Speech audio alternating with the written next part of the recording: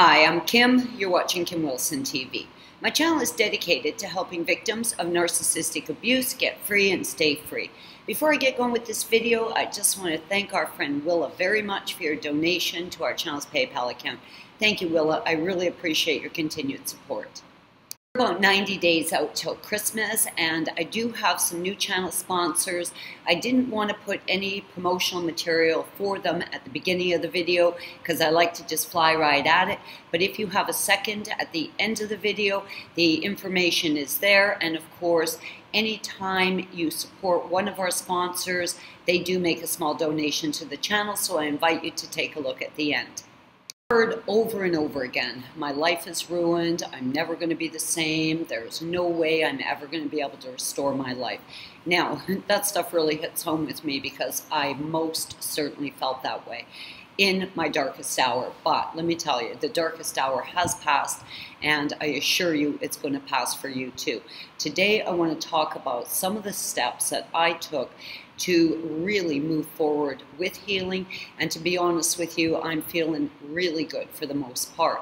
Now, of course, as you guys know, the first step, the most paramount step, the one that cannot be skipped, is you got to get away from the narc and you got to go no contact. As long as a portal to hell is left open, this stuff is going to continue to flood in.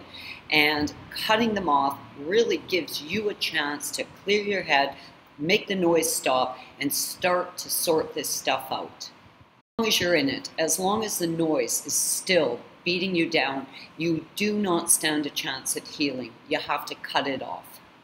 And this brings me to the fact that we are all survivors of narcissistic abuse. No matter how bad you're feeling today, you're still alive, you survived. Your eyes are open, you know what's going on, and you are alive. So you are a survivor of narcissistic abuse. Now, once someone has survived narcissistic abuse, you've got to consider what you actually just survived. They could have killed you. You could have committed suicide. You're feeling like your life is in shambles. Nothing about your life seems normal, sane. You're not even feeling human anymore. So if you survived that, which you did, if you were able to survive that, you have to ask yourself, why now does going no contact seem so difficult? I was really perplexed by this in my own personal circumstance because I had to come to recognize that going no contact seemed really scary to me. It seemed bigger than I can manage. Meanwhile, I had already survived narcissistic abuse. So to be honest with you, I often fall back on that fact. I am a survivor of narcissistic abuse. When a challenge comes up, I think to myself, damn, this pales in comparison to that. So I had to recognize that I was a survivor of narcissistic abuse. The worst was behind me, and going no contact should be a piece of cake. I also got away from the narc. I moved away. I left that area, so I had no contact. Now, so many of you live in small towns. The narc is still in that town, or you live a few blocks away from the narcissist, so you are constantly confronted with the fact this evil thing is right in your neighborhood. Now, I know it's a big challenge, you know, the prospect of moving away. I end up leaving Canada completely and returned to Puerto Vallarta, Mexico, so I made a big leap. I wanted a clean break from that, and I had to look at some of the things I personally wanted for my life. I love gardening. I needed better weather. I was sick to death of the cold. I was sick to death of the high cost of living, the astronomical cost of food in Canada, and the fact that most of the food in Canada comes from Mexico. I mean, it just made sense to me to go where the weather was going to be better, the cost of living was going to be lower, and I was living at the source of Canada's food supply. So I did move to Puerto Vallarta. Now, I'm not recommending this for everybody, and I'm not suggesting that you do make a big move, but you have to recognize that this is going to be extremely detrimental if you are living within close proximity to the narcissist. If there is any possibility that you can get some distance, I strongly recommend it. Another thing I really found myself doing was wishing I was a jewelry designer again. I was sitting wishing I had the drive, the ambition, the confidence to restore myself as an artist, creator, and designer. In fact, I sat wishing that for 2.5 years. What changed for me is I took action. I just made that nonsense stop. I stopped wishing I was a jewelry designer and I became a jewelry designer. I showed you guys the little cherry earrings that I made. Yeah, I was off to a slow start, but we're a good month in now, and I'm going to be honest with you. I fall asleep at night with jewelry design ideas flashing in my head. My ability to create jewelry, to sew throw pillows, to design housewares. I'm working on the handbags, the pareos. I got all kinds of designs in the works, and honestly, the whole creative process is moving really fluidly now. The first few days, the pliers were awkward in my hand. I felt kind of clumsy, but all of that's behind me. And in addition to the mechanical part of it being a million times better, I mean, it's really going good. But the whole design flow, I mean, one idea after the other. I'm halfway through a necklace and I got 10 ideas flashing in my head. So that, for me, fell back into place very quickly. What initiated all of that is I just did it. I stopped wishing I was a jewelry designer and I became a jewelry designer. Of course, supplies are still an obstacle because, you know, I don't have money to launch this new business. I had a little bit of money, so I was actually sitting for a long time thinking, well, when I get the money, you know, then I'll do it. Well, I had to stop all that thinking too. I am working with what I have to work with. I have made the absolute best of what I had to work with. And with having limited resources, limited supplies, I've got to tell you, I think it was the best thing that could have happened to me because I couldn't depend on supplies, materials, you know, at all. I had to depend on my creativity. So I really did back myself into a corner, and I think I've come out of that corner feeling really good about this. I did have a creative background to fall back on. I've come to recognize that, yeah, I'd love to have some more supplies. I'd love to have some good tools. I'd love to have those things, but I didn't have them, and I still had to make the most of what I had, and that's what I've done. I had to become really aware of how I was feeling and that inner voice. So when I would hear things like, you're not good enough, you're too old to do that, you know, your best days are behind you, I really had to become aware of those inner voices, and I had to shut them down. They're not my friend. They were working against me. That is residual narc abuse playing out in my head, and I had to stop that. And I am very quick to catch it now. Of course, each of those steps has played a role in my recovery. I had to combat that inner voice, that noise, you're not good enough, you're too old to do it, your best days are behind you. And I started to really pay attention to that noise.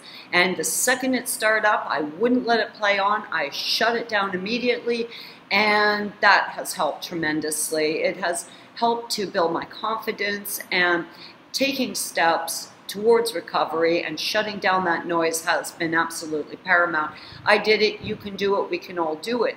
But there was something missing in my life. I really had to sit down and take a look at the self-imposed isolation. These emotions that I now have that I didn't have prior to it.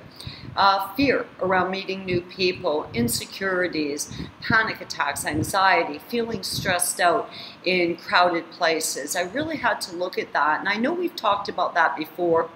Many of you have said that you're very comfortable in a more isolated situation, and I guess I too felt that way. I really did see it as my own choice, free will.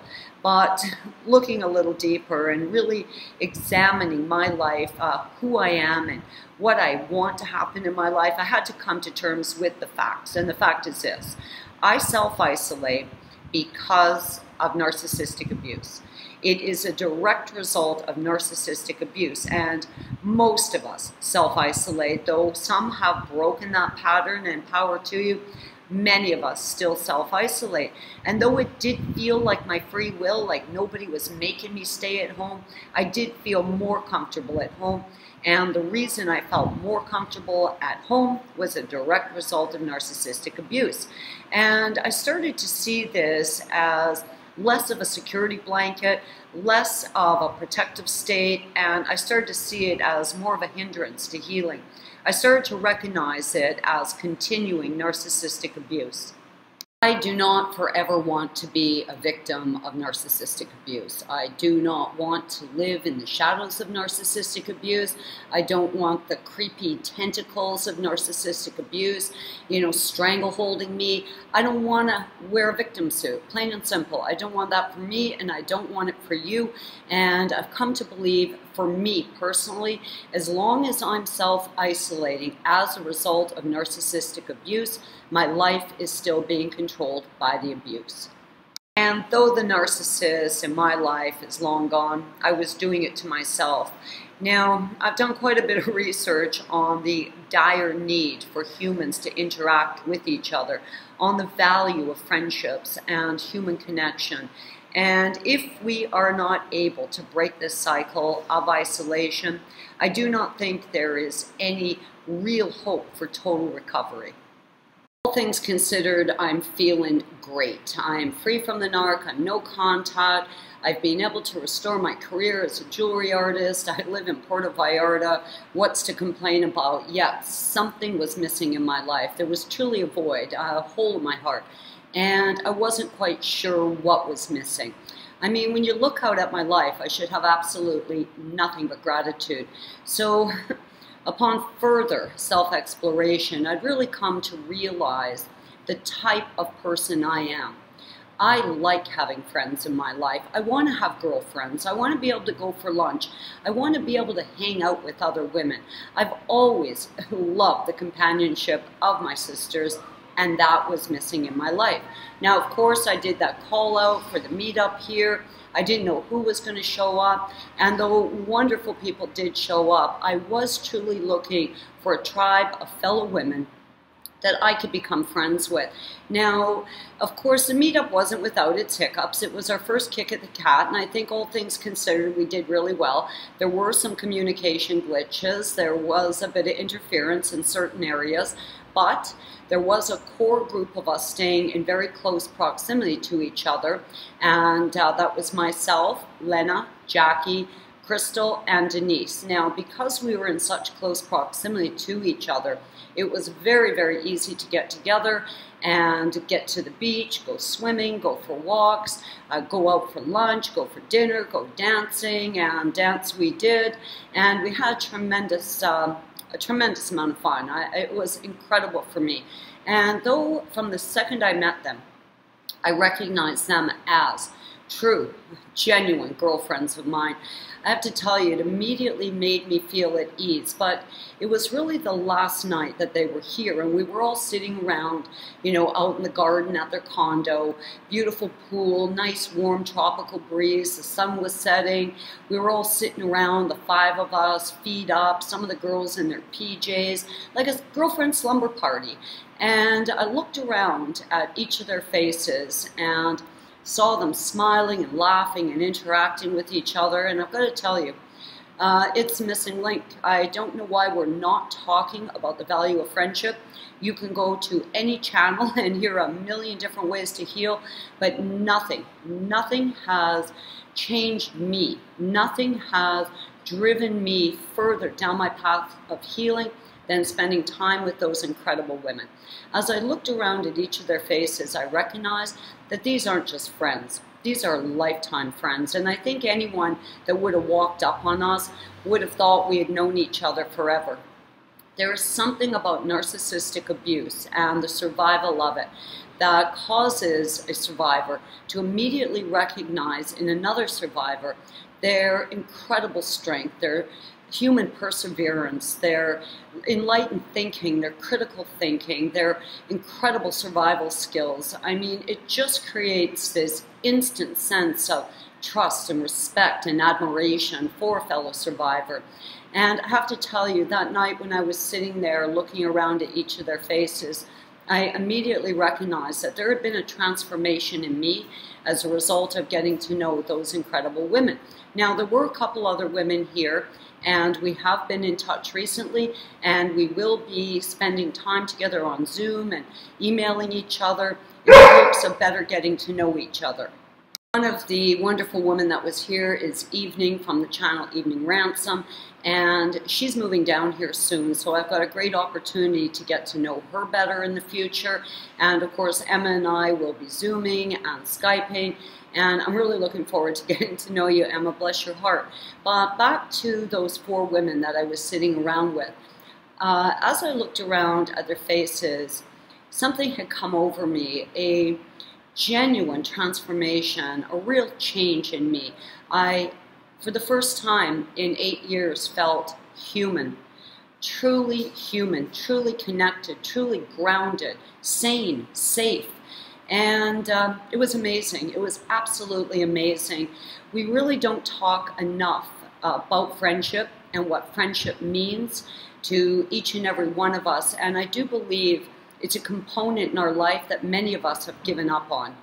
I know that I'm a social creature, and I will admit that I do still have many of my friends that I've had since kindergarten. I've got friends from kindergarten, but I have to tell you, and though I consider each and every one of you to be a friend, I needed to get past this screen. Like I needed to make a real human connection. I felt like it was going to be valuable to me, but I had no idea. I really had no idea what it was going to mean to me, how grounded, how sane, how human, how alive it was going to make me feel. I mean, there's nothing more therapeutic. There is nothing with greater value than sitting around with true and genuine, heartfelt friends, people that you respect and admire, people whose story you can completely relate to, empathize with, and help strategize with. We talked about decorating, we talked about our careers, we talked about our children, our families, what girlfriends do. And when girlfriends are eliminated from your life, well, there's a big void there, and there was a huge void there for me. I've always had a large group of female friends, and of course, since the narcissistic abuse, I allowed all those relationships to dwindle away. I have done what I could to rekindle them, and I was met with open arms. No one's really turned their back on me. People seem very glad to have me back in the fold. And yes, this is great. And of course, when I am making videos, I am alone. And for most of you seeing these videos, you too are alone. And it does connect us, but it was a completely different experience. Being able to touch someone, be able to go out dancing with them, bumping up against them. Yeah, it was amazing, truly amazing. You can go from narc abuse channel to narc abuse channel, and you can hear a million ways to heal, but nobody is talking about the immeasurable value of human interaction and friendship. And I'm not going to stop talking about it. Thus far, it has been the biggest game changer for me. Absolutely amazing. I mean, I feel like a new person. I feel like 1,000,000 tons of weight have been lifted off of me.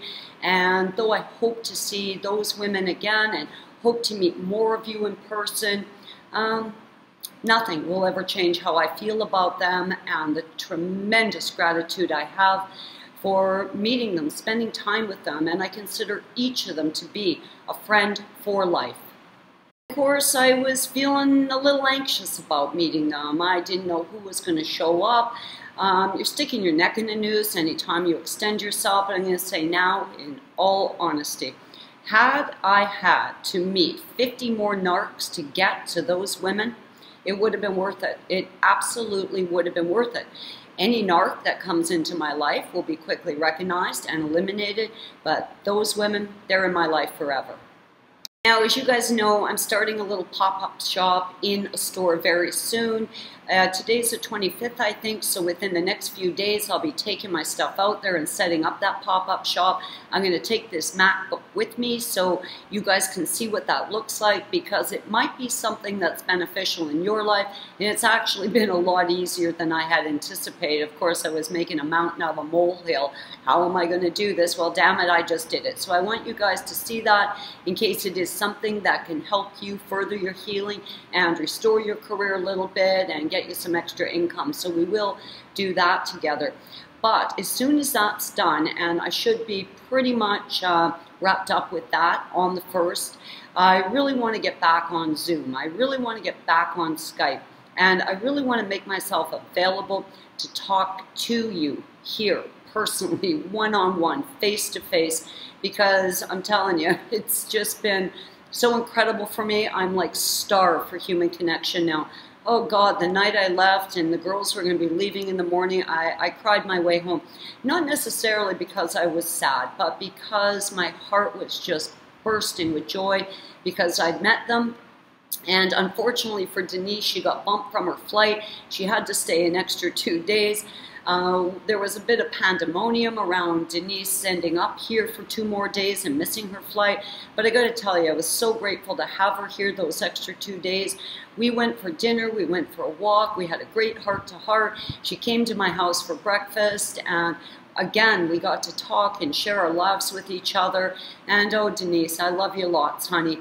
And of course, she got off on her flight. And yeah, girls, I miss you bad. I absolutely miss you bad, and I cannot wait to see you again. Friendship is such a simple word, and I think we all basically understand what that means. But I've got to tell you, I really didn't understand what it means. It, for me, is the missing piece. It is that puzzle piece that I've been looking for. It is that magic cure to healing. Friendship is of dire importance to each and every one of us. And though no one's talking about it, I'm not going to stop talking about it. And I understand that you might be scared or nervous and feeling a bit anxious about meeting new people. I did too. But it has been the biggest step that I've taken thus far in my healing. It has been the most beneficial, and it is what I got the most out of. I truly have felt somewhat subhuman, somewhat detached from humanity up until this point. I feel completely grounded, completely connected. Girls, I love you lots, and I hope the girls are coming back next year, and I hope a lot more of you come too. The therapeutic value of a bunch of women sitting around discussing home decor and our kids, and oh my God, amazing, absolutely amazing. Regardless of where you're at on your healing journey, I'm going to tell you, in my case, meeting friends, having friends, being able to touch people, interact with people, really feel someone's energy, look them in the eye. It's been absolutely amazing, and I know it can be a bit intimidating, but well worth it, absolutely well worth it. I see this connection as the biggest step I've taken thus far in healing. Now, as I wrap up this video, I just want to remind you guys that we've got a great new sponsor. I encourage you to check them out. And from now till Christmas, I will be introducing a few great sponsors who do make donations to the channel if you make a purchase with them. Christmas is around the corner, and I've certainly really weeded through these companies very carefully to make sure I'm introducing the very best that's out there. Guys, I love you lots, and I really encourage you today to consider taking that risk, extending yourself in friendship, and get yourself a friend. I really don't know why every single channel isn't talking about this, but I'm not going to shut up about it. I believe it is the missing puzzle piece to healing. I'm Kim. You're watching Kim Wilson TV. I hope you guys are having a great narc-free day. Love you lots. This is a very exciting company. They're called Tree Tribe. Tree Tribe is independently owned. They're small, family-run business, and they're 100% American. Tree Tribe has created a very unique product line, all natural, organic, and environmentally friendly. The product line ranges from reusable drinking bottles, tote bags, clothing, sunglasses, and most uniquely, Tree Tribe has developed the most incredible line of tree leather products and accessories. Wallets, passport cases, handbags, and the likes. And I think you're going to be very excited to discover that no animals were harmed in the processing of these incredible leaf leather products. The leaves are collected from teak trees, and they have really created something very special. So I hope you'll check out the link below, and at the very least, have a look at this extremely unique product line. Now, every time you make a purchase from Tree Tribe, they will plant 10 trees on your behalf and make a small donation to our channel. To date, Tree Tribe has planted over 300,000 trees, and the number gets bigger with each and every month. It gives each of us an opportunity to do something wonderful for the environment, get a great product at a great price, and help support the channel. I hope you guys enjoy Tree Tribe, and I hope you'll check out the link below. Thanks.